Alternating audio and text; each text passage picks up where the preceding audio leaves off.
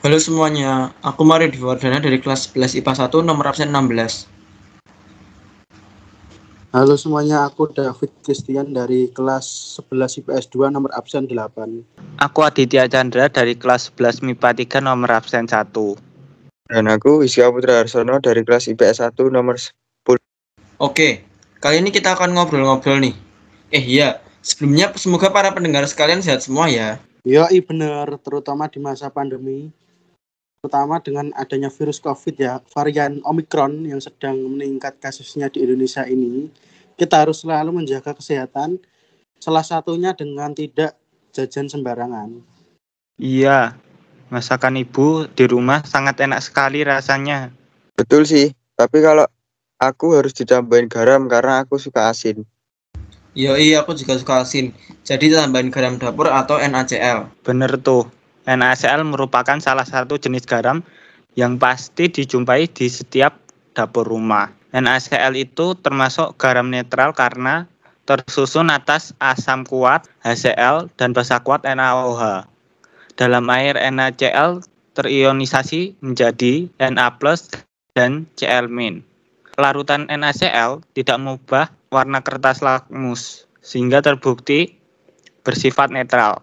pH-nya adalah 7 atau termasuk garam yang tidak dapat terhidrolisis. Wah, yoi banget tuh. Garam memang paling pas dimasukin ke sup. Apalagi di masa pandemi seperti ini kita harus menjaga kesehatan kan. Nah, salah satunya bisa dengan makan makanan bergizi seperti sup ayam. Bener tuh. Nih aku ada cara memasak sup ayam. Bisa untuk referensi nih. Wah, kayaknya enak tuh. Oh iya, ngomong-ngomong tentang memasak, saat memasak kita pasti butuh suhu dan kalor kan ya. Iya bener, ketika memasak peran suhu dan kalor sangatlah penting. Karena seperti yang kita tahu saat merebus makanan, air menyerap kalor agar bisa menaikkan suhu dan berubah menjadi bentuk uap. Jadi bagi yang belum tahu nih, kalor adalah perpindahan energi panas yang terjadi dari benda bersuhu yang lebih tinggi ke benda yang bersuhu lebih rendah. Nah, ketika merebus sayuran pada sup, ada saat di mana sayuran-sayuran tersebut bisa bergerak naik turun saat direbus. Nah, itu merupakan perpindahan kalor secara konveksi. Nah, juga terkadang saat memasak suatu masakan, kita perlu mengetahui suhu atau ukuran yang menyatakan energi panas yang tersimpan di suatu benda. Dalam hal ini digunakan termometer sebagai pengukurnya. Satuan suhu yang sering kita jumpai adalah derajat Celcius. Namun ada juga yang namanya Reaumur, Fahrenheit, dan Kelvin sebagai satuan internasional. Perubahan suhu suatu benda bisa dihitung dengan rumus Q sama dengan M dikali T dikali delta T seperti pada gambar. Juga terkadang saat kita merebus air namun ternyata kurang, maka kita menambahkan air sehingga kondisi air rebusan yang awalnya sangat panas menjadi tidak terlalu panas.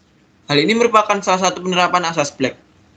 Asas Black adalah hukum yang menyatakan bahwa untuk semua pertukaran energi panas atau kalor, maka kalor yang diterima materi bersuhu lebih rendah akan sama besar dengan kalor yang dilepas oleh materi bersuhu lebih tinggi.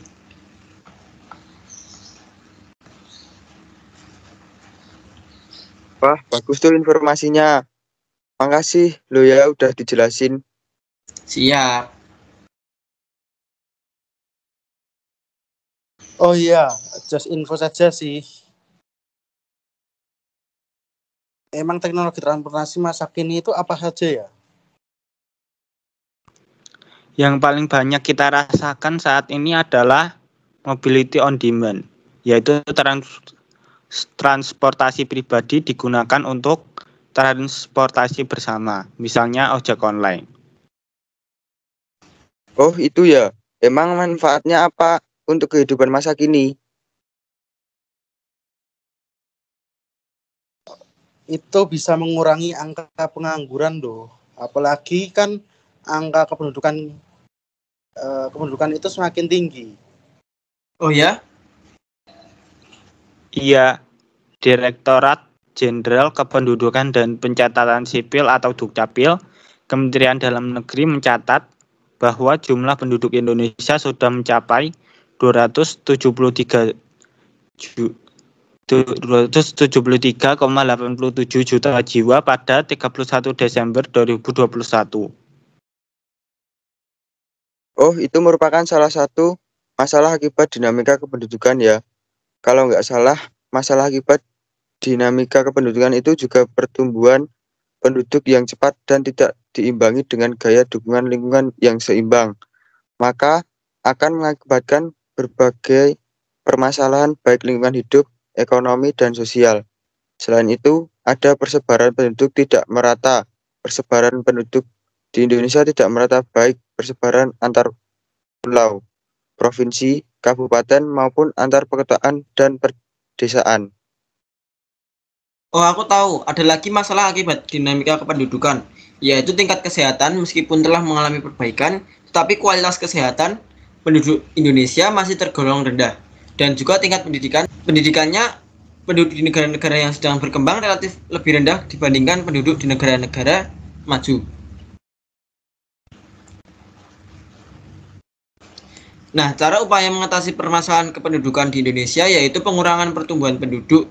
Upaya mengatasi masalah penyebaran penduduk yang tidak merata adalah dengan upaya mengatasi masalah rendahnya kualitas pendidikan dan masih banyak lagi. Oh, jadi gitu ya. Terus, apa dampak dari dinamika kependudukan terhadap pembangunan? Kalau dampak positif yang setauku terbentuknya generasi emas yang siap memikul tanggung jawab bangsa, mengabdi dan berkorban pada bangsa, dan bersedia membangun dan mengelola bangsa, kemudian meningkatkan laju perekonomian Indonesia yang berpengaruh besar terhadap kehidupan berbangsa dan bernegara. Juga kehidupan negara Indonesia akan modern, tertata dan lebih baik, dan roda perekonomian akan berkembang pesat dan siap bersaing dalam dunia internasional. Dan dampak negatifnya adalah semakin sempitnya lapangan pekerjaan, pengangguran semakin banyak, kemiskinan semakin menjadi-jadi, timbulnya kawasan belum area atau pemukiman kumuh. Kalau tahu tentang latar belakang nasionalisme enggak? Aku ada tugas dari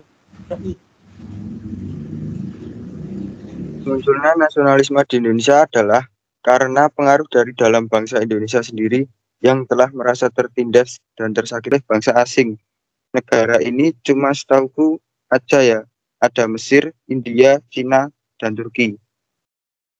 Di Cina, latar belakang nasionalisme Cina kehilangan banyak wilayah kepada negara Eropa dan Jepang. tokoh-tokohnya yang mana ya? Nih aku sekarang tahu, di China sekarang menjadi negara maju berkat tokoh yang bernama Dr. Sun Yat-sen. Adalah tokoh yang mampu menggerakkan China di mana negara Cina banyak mengalami permasalahan di dalam negeri. Yang pertama, menghadapi Inggris, kemudian menghadapi Jepang, kemudian menghadapi pemerintahan sendiri, yaitu dinasti Manso. Ialah tokoh Dr. Sun Yat-sen.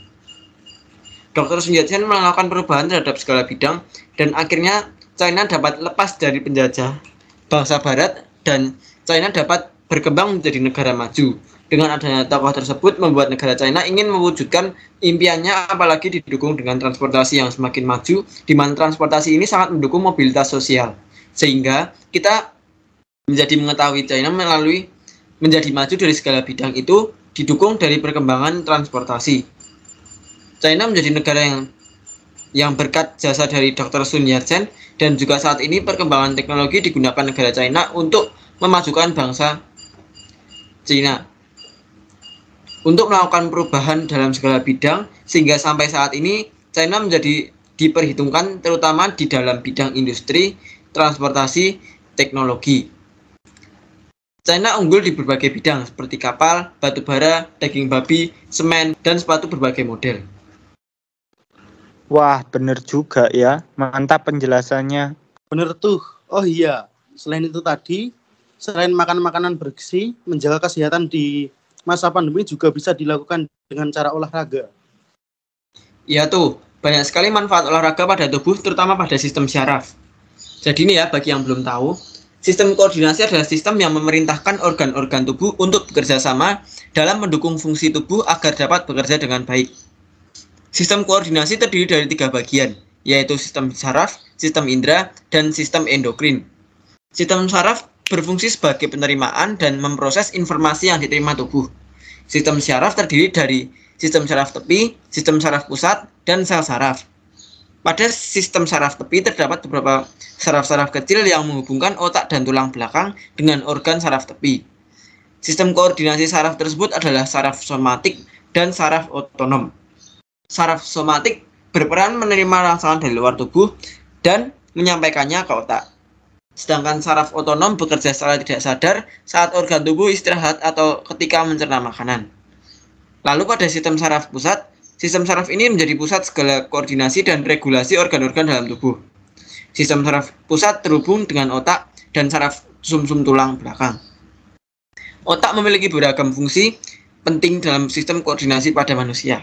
Sistem koordinasi saraf yang terhubung dengan ke otak dapat memberi sinyal untuk meningkatkan laju jantung hingga kecepatan dalam berpikir. Yang terakhir pada sistem saraf ini adalah sel saraf. Sel saraf atau yang biasa disebut neuron merupakan satuan kerja utama dari sistem koordinasi saraf. Mekanisme kerja sistem saraf dalam menghantarkan impuls saraf adalah hasil kerja dari neuron ini. Pada bagian ini terdapat 3 bagian yaitu dendrit, akson, dan sinapsis, yang masing-masing berfungsi untuk meneruskan rangsangan yang diantarkan oleh impuls ke sel saraf lain, efektor, maupun ke organ tubuh. Oh iya, terus bagaimana dengan alat indera? Nah, kemudian ada yang namanya alat indera. Alat indera ada 3, yaitu indera penglihatan, indera perasa, dan indera pendengaran. Pada alat indera terdapat reseptor, yaitu ujung saraf yang sangat peka terhadap rangsangan. Alat indera berfungsi untuk menerima setiap rangsangan dari luar. Reseptor kemudian meneruskan informasi tersebut ke otak. Kalau sistem endokrin itu apa? Nah, yang terakhir ada yang namanya sistem endokrin. Sistem endokrin ini berfungsi untuk mengatur kinerja produksi hormon dalam tubuh, seperti mengatur jumlah cairan di tubuh, kecepatan pernafasan, suhu tubuh, siklus menstruasi pada wanita, hingga mengatur perasaan kita. Endokrin mengandung hormon yang dihasilkan dari organ bernama kelenjar. Kemudian, hormon yang dihasilkan pada endokrin akan disalurkan ke bagian tubuh lain yang menjadi tujuannya lewat sirkulasi darah kita. Wah, kasihan juga ya kalau ada orang yang kena gangguan saraf. Memangnya gangguan sistem koordinasi itu ada apa aja, Is?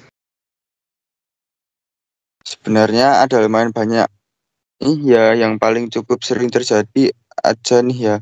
Semisal ketika terpleset dan sialnya apabila sistem saraf pada bagian tulang belakangnya terganggu karena kecelakaan itu. Dampak terburuknya bisa menyebabkan kelumpuhan karena sel saraf di dalam tulang belakang berfungsi untuk menyampaikan sinyal dari otak ke seluruh tubuh, termasuk sinyal untuk membuat tangan dan kaki Anda bergerak. Maka apabila rusak, fungsinya akan terganggu sehingga bisa menyebabkan kelumpuhan. Dan ada banyak lagi gangguan sistem koordinasi seperti tremor yang juga cukup sering ditemui. Tremor adalah gemetar yang tidak dapat dikontrol oleh tubuh dan biasanya terjadi pada salah satu atau kedua tangan. Ada juga penyakit Parkinson, yaitu kelainan progresif yang disebabkan oleh degenerasi sel saraf pada bagian otak yang disebut substantia, disebabkan oleh nigra yang umumnya menyerang lansia. Ada juga ataksia yang mempengaruhi fungsi sistem koordinasi otak, dan ada dispraksia yang merupakan gangguan ketika pesan dikirimkan dari otak ke otot. Wah, keren banget penjelasannya. Ada yang bisa jelasin pengaruh psikotropika terhadap sistem koordinasi, terutama sel saraf gak ya? Nah, aku pernah baca nih ya. Tapi aku jelaskan dulu nih. Jadi psikotropika adalah obat bukan narkoba ya, yang mampu menyebabkan perubahan mental dan perilaku bagi penggunanya. Obat ini bila digunakan secara ilegal, maka dapat menimbulkan masalah serius bagi kesehatan, sehingga diperlukan petunjuk langsung dari dokter apabila dibutuhkan. Penyalahgunaan zat psikoaktif ini dapat menyebabkan ketergantungan fisik yang disebut adiksi atau ketagihan dan gangguan mental. Selain itu semua, emangnya efek samping psikotropika itu apa aja sih?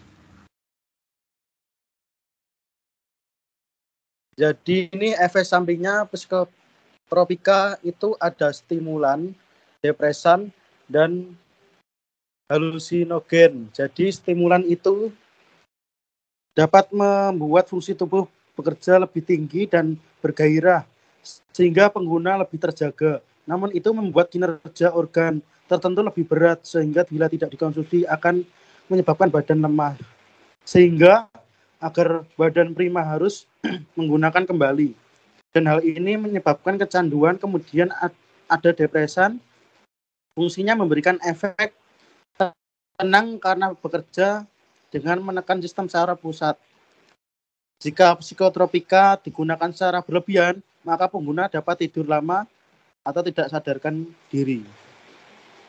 Hingga menyebabkan kematian, kemudian juga ada halusinogen yang menyebabkan pengguna merasakan halusinasi yang berlebihan. Walah, bahaya juga dong ya kalau sampai kecanduan bahkan kebablasan. Iya benar, bisa mengganggu fungsi otak dan sistem saraf. Contohnya halusinasi dan kejang-kejang. Bisa mengganggu jantung, pembuluh darah. Contohnya adalah gangguan aliran darah berujung sakit jantung.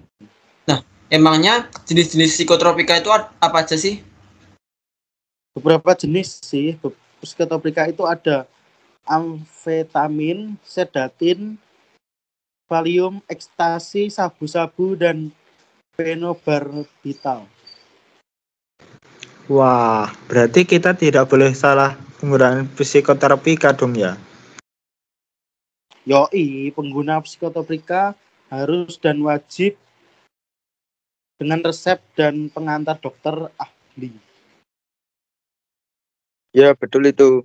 Penyalahgunaan psikotropika sangat berdampak bagi diri sendiri, seperti penurunan kualitas hidup dan merusak masa depan.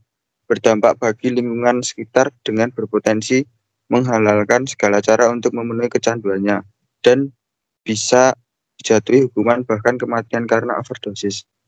Wah, berarti untuk terhindar dari bahaya penyalahgunaan psikotropika, kita harus mendekatkan diri pada Tuhan, menjauhi pergaulan dan lingkungan yang buruk, mengetahui dampak psikotropika seperti ini, dan juga melakukan hal-hal positif seperti olahraga.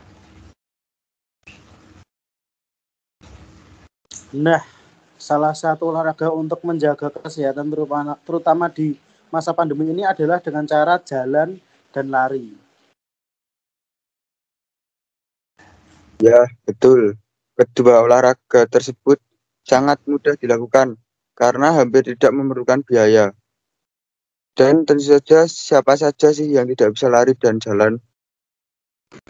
BTW nih, emangnya jalan dan lari itu apa bedanya ya? Ya jelas ada dong. Jadi jalan juga termasuk jalan cepat. Salah satu kakinya pasti ada yang menyentuh tanah ketika kaki lainnya ada di udara. Tapi kalau lari, pasti ada saat di mana kedua kaki tidak menyentuh tanah. Nah, jadi begitu guys. Wih, bener juga ya. Bener tuh, jadi walaupun sekilas nampak sama antara jalan cepat dan lari, ternyata tetap ada bedanya ya. Yoi, jalan dan lari selain bisa digunakan untuk berolahraga, juga tentunya merupakan salah satu sarana transportasi yang mudah, ramah lingkungan, dan tentu saja tanpa biaya.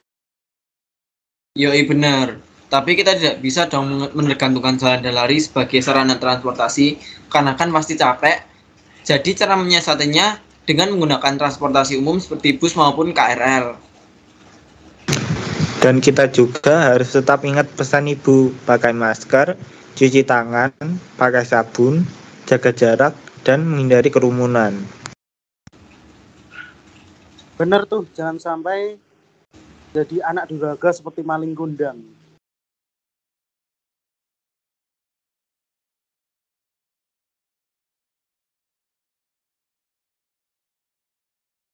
Nah, dengan cerita Malin Kundang, kita bisa mengambil pelajaran bahwa hormati dan hargai orang tuamu selagi mereka masih ada. Iya, terutama ibu yang sudah mengandung kita selama 9 bulan. Jangan sampai menyakiti hati ibu deh. Menghormati orang yang lebih tua juga merupakan salah satu bentuk ajaran sosial gereja. Nah, apa itu ajaran sosial gereja? Nah, jadi ajaran sosial gereja adalah tanggapan gereja terhadap fenomena yang dihadapi umat manusia dalam bentuk himbauan, dukungan, ataupun kritik. Jadi kalau misal kita mendaur ulang barang bekas menjadi sesuatu yang lebih fungsional, itu merupakan salah satu penerapan ajaran sosial gereja dong. Karena kan dengan kita memanfaatkan barang bekas, kita termasuk berkarya untuk memberikan solusi atas permasalahan sosial di tengah masyarakat dengan menggandeng banyak pihak untuk mengusahakan peningkatan kesejahteraan kan? Iya sih, harusnya termasuk. Tapi contoh karyanya gimana sih? Nah, jadikan permasalahan kita semua pada saat ini adalah penggunaan plastik berlebih kan? Kita membeli air mineral di minimarket pasti menggunakan botol plastik. Kita berbelanja pasti menggunakan plastik. Bungkus makanan baik berupa toples atau kemasan biasa kebanyakan berbahan dasar plastik. Tentu saja penggunaan plastik ini sebenarnya sudah sangat terlalu banyak kan ya? Oh iya, bener tuh. Permasalahan ini dampaknya bukan hanya ke sesama manusia, seperti pencemaran air atau tanah sehingga menimbulkan banjir di mana-mana. Namun juga ke satwa liar, terutama di laut, karena banyak kita mendengar dan melihat berita mengenal anjing laut terperangkap botol plastik, penyu memakan plastik karena dikira ubur-ubur yang merupakan mangsa penyu seharusnya. Nah, untuk menekan dan memanfaatkan limbah botol, kita bisa mengkampanyekan penggunaan tumbler ketika kita ingin membawa air minum, dan juga bisa memanfaatkan botol plastik untuk diolah menjadi barang yang berfungsi dan tentu saja menghasilkan cuan. Apa ada yang punya ide mengolah limbah plastik kan nih? Siapa tahu ada yang pendengar yang tertarik nantinya. Aku ada beberapa ide sih. Wah, gimana tuh? Jadi yang pertama adalah menjadikan botol plastik menjadi tempat alat tulis dan pot. Karena tinggal kita belah di satu sisi, kemudian jadi deh. Kalau pot ya bagian bawahnya tinggal dikasih beberapa lubang. Wah, ide bagus tuh. Lainnya apa ya? Nah, bisa juga dengan dibuat celengan yang menarik sehingga punya nilai guna sekaligus nilai jual yang tinggi. Gimana tuh caranya? Oke, jadi pertama-tama tentu saja cari konsepnya, celengannya mau dibuat kayak gimana. Kedua, siapin alat dan bahan seperti gunting, pensil, spidol, lem, cutter, botol bekas, dan cat. Lalu yang ketiga, potong botol sesuai dengan konsep yang telah ditentukan. Kemudian rekatkan bagian-bagian dengan lem. Langkah selanjutnya, beri warna dasar pada celengan. Kemudian diberi hiasan ataupun beri gambar dengan spidol. Beri pewarna pada beberapa bagian lain sesuai konsep. Nah, tahap finishingnya bisa diberi cat semprot berwarna mengkilap, dan kalau mau dijual tinggal diberi kemasan. Gini nih contoh produknya. Wah, keren banget tuh. Menarik banget kan ya? Bener, lucu banget dan modelnya kekinian banget. Banyak pasti yang tertarik. Kreatif banget deh tuh. Kalau dijual bakal laku tuh. Yoi guys, BTW ini sudah nggak terasa kita bincangnya udah lama. Sepertinya kita harus mengakhiri bincang-bincang kita hari ini deh. Yap, betul. Oke, kita dari kelompok 2 mohon maaf atas kesalahan atau ada yang kurang berkenan dalam tutur kata maupun percakapan kita. Terima kasih semuanya. Terima kasih ya. Terima kasih. Sampai jumpa. Dadah, sampai jumpa lain waktu.